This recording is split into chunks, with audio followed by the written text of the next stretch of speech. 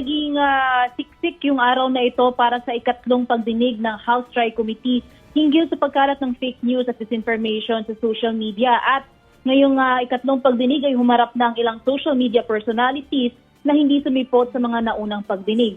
Ito ay sina Elizabeth Joy Cruz, Dr. Ethel Pineda Garcia, Crisette Laureta Chu, Mark Anthony Lopez, kasama sina MJ Quiambao, Dr. Richard Mata, Mark Louis Gamboa, na nung mga unang pagdinig ay nandoon na rin, at si dating Presidential Communications Office Secretary Attorney Trixie Cruz Angeles.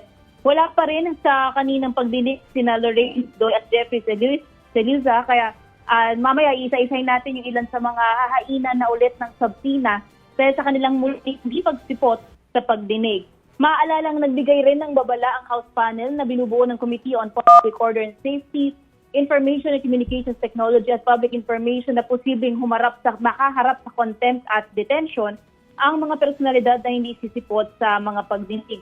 Tumayong Collaborative Legal Counsel kanina si dating Secretary Silvestre Bello sa mga ito. At ilan sa mga napag-usapan buong araw ay una, mayroong fake news na kumakalat sa sinasabing sakop o sinasakop ng bansang China ang Luzon Islands pati ang Palawan. At nung napag-usapan ito, ang sabi ni Philippine Coast Guard spokesperson to the West Philippine Sea, Commodore J. Tarielas, bago raw ito sa kanyang kaalaman at isa na naman itong naratibo na dapat nga daw na labanan.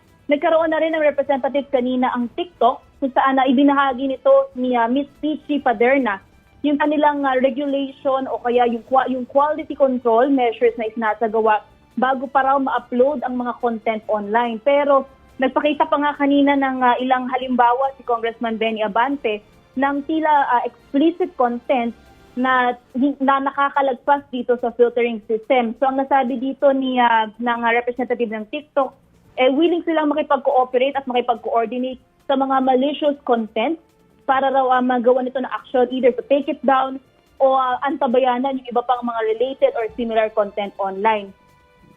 Yung ilan naman din kanina sa interpellation na naging mainit ang usapin sa pagitan ng resource person at saka ng panel ay noong itong si Crisette Laureta Chu ay tinanong doon sa interpellation proper nila ni Zambales Representative Jefferson Conghun na pag-usapan dito yung post niya sa social media noong March 13 tungkol sa sinasabing mayroong mass resignation ng pulisya kasunod ng pagkakaaresto kay dating Pangulo Rodrigo Duterte. Pero ang sagot dito ni Chu ay ginamit niya yung salitang doubt to not phrase it as a news but to echo the general impression mula doon nga sa nangyari. Pero nagsalita dito si CIDG at Chief Police Major General Nicolas Torre na walang mass resignation na naganap.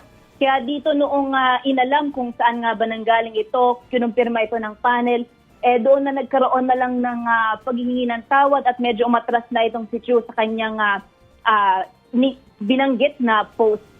Kasabay nito, napag-usapan din yung post naman ni Mary Gina Quiambao Reyes tungkol sa sinasabing massive hoax o halos walang katotohanan yung mga EJK victims, yung death toll ng mga ito.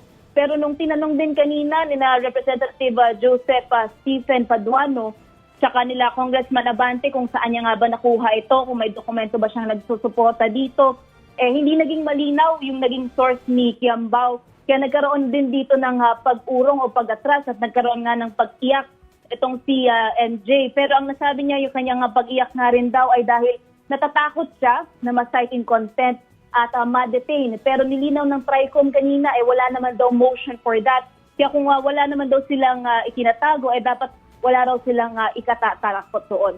Ilan pa sa tinitingnan din kanina ay yung possible regulation system o yung iba pang pamamaraan para masiguro na yung mga content na nilalabas online sa iba't ibang social media platform ay masisiguro na naaayon at fact-check siya at para masiguro na hindi nito malilinlang ang mga tao. Balik sa inyo. Marymon, kanina nakita ko, I guess most of the hearing, and yung mga vloggers or social media influencers, whatever you may call them, pero hindi naman sila journos, 'di ba? Ang sinasabi nila wala silang alam. For example, sa Pogo, hindi sila nagbibigay ng news. Most of them seemed like they felt offended dun sa hearing na yon. Lahat ba sila ay offended o meron namang iba na nagsasabi na okay din to para open discussion tayo? Nako, kanina kasi noong natanong natin si Attorney Trixie Angeles Cruz kung kasi isa siya o sila ang mga nag-file ng petition sa Supreme Court na hinahamon yung legality at sinasabing unconstitutional yung isinasagawang inquiry. Ang rason kaya daw sila dumating sa pagdinig ngayong araw ay dahil merong subpoena na inihain sa kanila. Pero base naman sa naging flow ng conversation nila kanina, nagkaroon ng tensyon. So hindi natin masasabi kung ano na nga ba yung naging impact nito dito sa ilang mga resource persons. Pero lumipas naman yung buong pagdinig na nakapagsalita ang mga ito at naibahagi naman nila yung kanilang sentimiento. At isang paglilinaw din ng resource persons na mga ito, yung kanilang mga ginagawa raw online ay sakop daw ng kanilang freedom of speech and expression.